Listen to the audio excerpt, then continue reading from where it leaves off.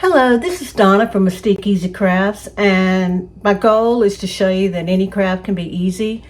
Today is just a short video to show you the proper way to open and close a jump ring, which is very important because you can really distort it easily and make it just look, kind of messy.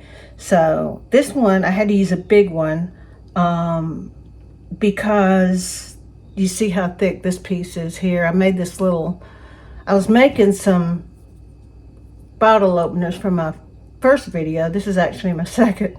And I had leftover resin, so I made a little piece, and then I put my name and the date on the back. But I've been making jewelry for well over 20 years, and I took a little break. I sold jewelry supplies for a long time, and then decided to take a break, and now I decided I want to try to get back into it a little bit and show you how to do some things that basically a lot of people think should be easy, but if you've never done it before, then you may not know how to do it.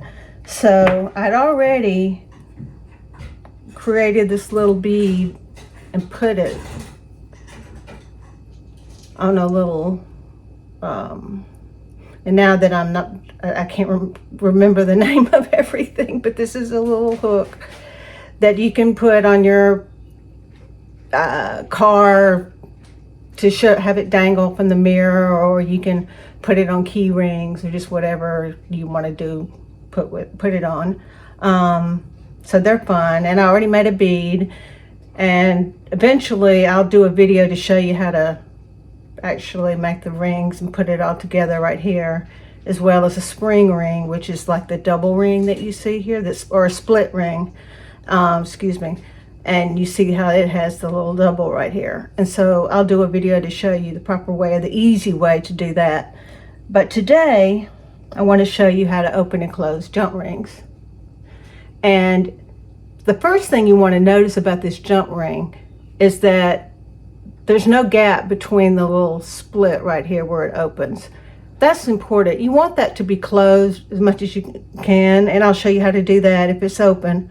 Sometimes they're spread a little bit, and so chains and other things can easily get off of that, and then you're going to lose something. So you want that to be nice and flush there and not open up.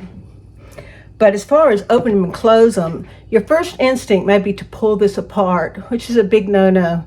The minute you do that, you're not going to be able to get it back to looking as clean and as put together as this one is. So the proper way to do it is actually if you have two pliers. These are jewelry pliers, which basically means that they're flat here, they're not serrated. If all you have is serrated pliers, then use it. The reason I don't use serrated pliers is, of course, on some metals it would actually make a little crease or whatever in there that's there. So that's why you really want to use the smooth ones. But if you're in a bind and you want to use the serrated, just use it. So what I do is I want to switch it because I'm right-handed. Is hold on to that ring pretty close. You can see about where it is compared to where this is the little split, and then I've got just a little bit there hanging over. Then you want to get another plier. It doesn't have to be bent nose, like I said, like this. I'm actually going to put it a little bit closer, and you go from side to side like that. Then you put your pieces on it. So I have a nice pretty leaf here.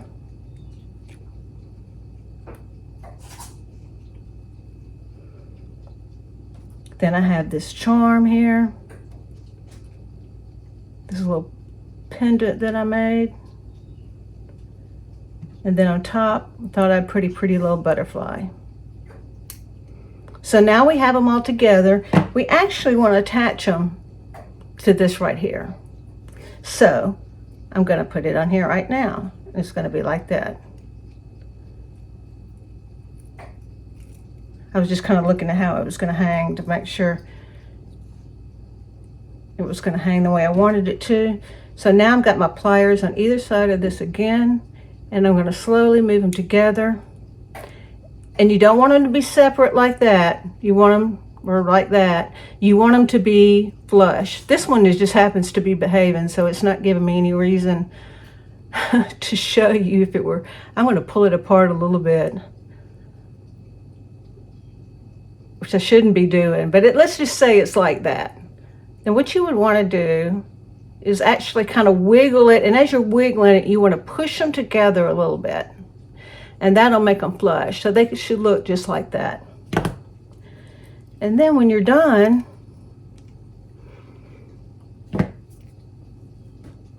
you have a little charm piece like this. And that's all there is to it. Please leave any comments if you have questions.